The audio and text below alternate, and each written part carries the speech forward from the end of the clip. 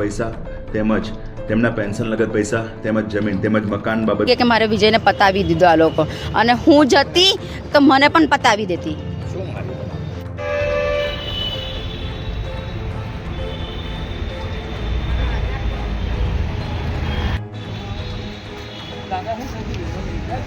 पापा गए थे बोलोगे उसको मार डाला छोटे वाले, डंडा से मारा, ऐसे मारा कि पूरा माथा ही फाड़ दिया.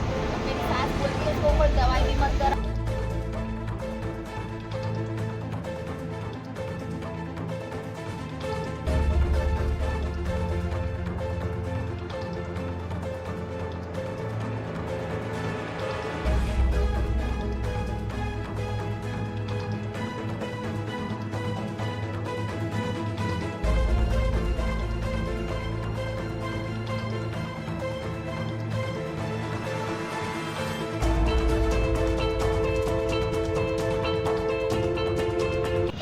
રાઠવા નિશા વિજયભાઈ, મારા સસરા રેલવે પોલીસમાં નોકરી કરતા હતા. 2 વર્ષ રિટાયર્ડના બાકી હતા, કંઈ લખવો થઈ ગયેલો હતો, પણ કંઈક પૈસા મળ્યા હતા 25 થી 30 લાખ.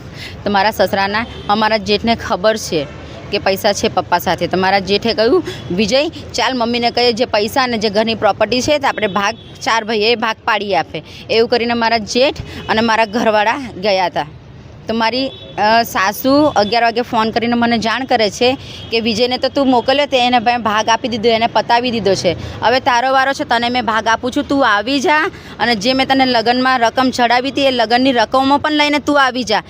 મને અપશબ્દો ખરાબ મને ગાળો બોલે છે અને મને બોલાવે છે. એટલે મને ખબર પડી ગઈ કે મારે વિજયને પતાવી દીધો આ લોકો, અને હું જતી તો મને પણ પતાવી દેતી. લાકડી લોખંડ લાંબી લાકડી છે, પણ સળિયાવાળી વીટેલી લાકડી છે, અને માથામાં આખું માથું ફાડી કાઢ્યું છે. કઈ જગ્યાએ બોલાયેલા તમે? એ લોકોને ખાટિયાવાડ બોલાવ્યા. ખાટિયાવાડ મારી સાસરી ત્યાં ગયા હતા 2 ભાઈઓ. મારે ન્યાય જોઈએ, કડકમાં કડક સજા જોઈએ. મારી સાસુને મારા દિયરને છોડવું નહીં, એ બંનેને ફાંસીની સજા જોઈએ. મારે ફાંસીની સજા ના થાય તો જેવું મારા ઘરવાળાને માર્યું એ જ રીતે એમની જોડે મારવાનું, એ જ રીતે વર્તન થવું જોઈએ. અને મને ન્યાય જોઈએ. મારે આખી જિંદગીનું મારું ભરણ પોષણ મારા છોકરાનું મારું જોઈએ એ લોકો પાસે. મારું રાઠવા નિશા વિજયભાઈ.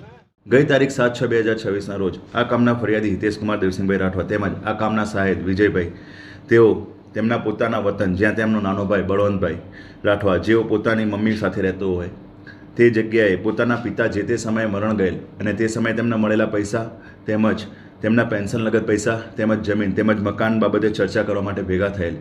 તે સમય દરમિયાન આ કામના ફરિયાદી તેમજ આ કામના મુખ્ય આરોપી બળવંતભાઈ રાઠવા વચ્ચે ઉગ્ર બોલાચાલી થતાં, જેમાં ઝપાઝપી ચાલુ થતાં આ કામના સહાયક વિજયભાઈ રાઠવા વચ્ચે પડતા, જેથી નાનો ભાઈ બળવંતભાઈ રાઠવા જે આ કામનો આરોપી છે તે એકદમ મુશ્કેલાઈ જઈ અને જે ઘરમાં લાકડાનો ડીંગો જેના ઉપર વાયર વીંટળાયેલા હતા તે ઉપાડી અને આ કામના સહાયક વિજયભાઈ રાઠવાને પાછળના ભાગે મારતા તેઓને પ્રથમ સારવાર માટે ક્વાટ, ત્યારબાદ બોડેલી અને ત્યારબાદ વડોદરા લઈ ગયેલા. ત્યાં સદરુ સાહેદનું મૃત્યુ થયેલ છે. સદરુ કામના ફરિયાદીના પિતા જે તે સમયે પોલીસ ખાતામાં ફરજ બજાવતા હતા અને તેઓ નિવૃત્ત થતાં તેઓને જે પેન્શનના પૈસા તેમજ જે રિટાયરમેન્ટના લાભ મળેલા તે તમામ પૈસા હાલમાં જે સૌથી નાનો દીકરો બળવંતભાઈ હતા એ એમની પાસે રાખેલા, અને તેમની માતાનું પણ જે પેન્શન આવતું હતું એના પિતાના મરણ ગયેલા પછી એ પણ પૈસા એમની પાસે રાખતો હતો, જેના કારણે પૈસા લગત તેમજ મકાનની પ્રોપર્ટીના વાદ વિવાદમાં ઝઘડો થયેલ હતો.